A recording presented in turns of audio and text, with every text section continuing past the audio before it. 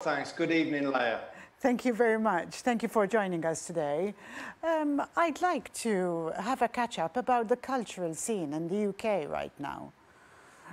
We had many visitors from Malta travelling to the UK constantly, and perhaps you can bring us up to date.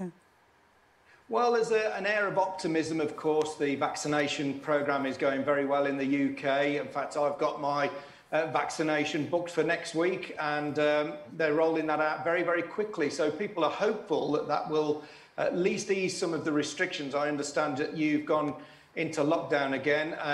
Our schools reopened on Monday. We've got some more dates in the diary. In April, you can get a haircut, which we're all looking forward to. And then from May onwards, some restaurants will open and so on and so forth. And our government has said that all being well, then all restrictions will be lifted by the 21st of June. Whether that happens, of course, there are lots of things to meet along the way, but we are all very hopeful. And what about sports and obviously football in the UK? How is that going to progress? Well, of course, it's been disrupted very much in terms of attendances. There are no crowds. They did try for a little while to allow a few people in. The season kicked off in August when things were looking a little bit brighter, and it wasn't long before, of course, the restrictions kicked in. At Premier League level, it doesn't really affect them. Obviously, they're playing with piped audience sounds into the stadiums, but they are continuing, and those games are televised.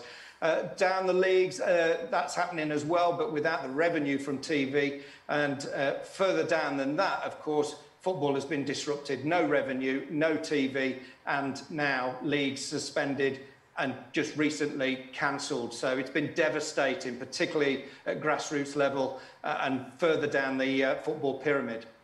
What's the future of the football clubs in the UK, Dave? Pretty precarious, I'll be honest. Again, I think at Premier League level, not affected. They don't really rely on the crowds in terms of their income for revenue from that source, but they get the TV money. But further down the pyramid, yeah, there have been some grants, but there have also been some loans, and those loans will have to be paid back, and football clubs aren't necessarily in the best place to do that. Players will probably have to accept lower wages. I think some clubs, certainly at the lower level, may well go bust. So there'll be some reorganisation, and it has actually been very precarious. And we've all missed it. Leah, we miss the banter. We miss going to the grounds and seeing our friends. They are the hub of many of our communities, and people have not been able to go. And that's one thing that's really impacted us. Karl. One thing that most of us Maltese miss, obviously, are the musicals in West End. No? How do you see those developing in the, as in hopefully post-pandemic? Well, there's a real cry for these to be opened up. And of course, the people that work within those industries, many of whom are friends of mine, haven't been able to work. They've had to take other jobs. Some will be lost to the industry forever. And these are people who you perhaps don't always see. You know, we hear about the actors and the actresses and the theatre hands and the stage hands, but there are other people in the box office and who serve the refreshments who've also not been able to work. There is a real feeling that when they do come back, we'll all be rushing to see live theatre again. There is nothing quite like it. We want to get back in the room. I think there'll be some restrictions, certainly initially, in terms of wearing masks, maybe some distancing, but once those are lifted, well, there'll be a big boom. I just hope that my colleagues survive until then so that we can all make a comeback together. That's exactly what I was going to ask you. Obviously, we're discussing at the beginning of the program, Leah and I, that in Malta, many people who are involved in arts and culture have really suffered. Some people actually who used to invest their full time in the culture, in the actual field, have or are thinking of actually stopping that and going back to their normal routine. How has that affected even the actors, even sometimes the famous actors in the West End? Yeah, actually, you're right. There are famous actors who are not just in the West End, but also on our TV screens that have had to take other employment. I think people think that every job you get on TV or in the theatre is well paid. It is for a little while, but it's a little bit sort of hit and miss, which is why we always hear of them, you know, waiting tables and that sort of thing. But they can't do that. The restaurants here have been closed since early January. So many have had to go and do other jobs, leaflet delivering where they're able to, and delivery vans, that sort of thing. And as you say, many will not come back. They may have found another job and think, you know what, I'll stick at this. And it's going to be a real shame because we're going to lose a lot of talent potentially. What a waste of talent, really, Dave. A waste of talent. I mean, on a bit of a gossipy note, what are your comments on the Prince Harry and Meghan Markle interview this week? Well, yeah, that's really hit the news. It's on the front pages of all our newspapers. It's the lead headline on our news channels. As you probably gather, it's caused quite a stir, and you know, some heads have rolled, some people have quit over some things that have been said. I think opinion is divided in the UK. I think there are those who've said, yes, I think it was a good interview. It needed to be said, though others would say that maybe you don't air your dirty laundry in public, as we say here in the UK.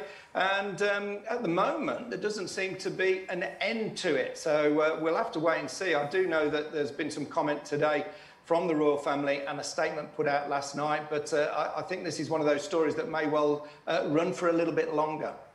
I mean, it is a shame that, I mean, the racist issue is still an issue, it seems. I mean, all around the world, I believe, Karl. Well, but Dave, you tell better than me. There Yes. are people who are believing it and there are people who are not Absolutely. believing it. But anyway. Thank you very much. Thank you, Dave, for joining the program tonight. Absolute pleasure. All the best to all of you. Thank you, Thank Dave. you so much. Thank you. Karl, to conclude on this evening, perhaps we can conclude and... Let's conclude on a positive note. Yes. First of all, I hope and I think that what we've passed through and what we're passing through, unfortunately, because it seems to be dragging on, let's learn from it. Let's learn from it. Let's understand that there are many lessons to learn. There are many things that we should take with us in the future. Let's be hopeful. I think we should be hopeful. Things will get better. On a political note, things will get better also if government helps, especially people, as I said, involved in the cultural field, whatever they are, be it theatre, art, the local festa. And youth. And youth, of course, and youth. We can do another whole program discussing how COVID affected youth. In fact, I wrote an article a few weeks ago on one of the papers, because sometimes we think that the pandemic hasn't affected youth. In fact, it has had huge effects on the mental well-being.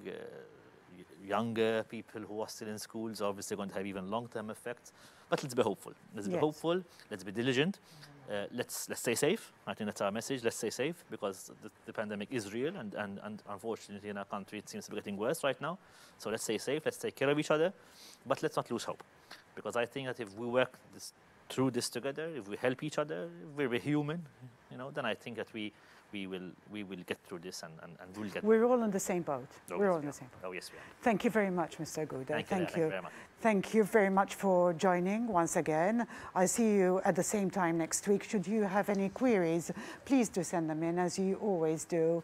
And from the Honourable Karl Gouder and myself, I wish you a good evening and stay safe.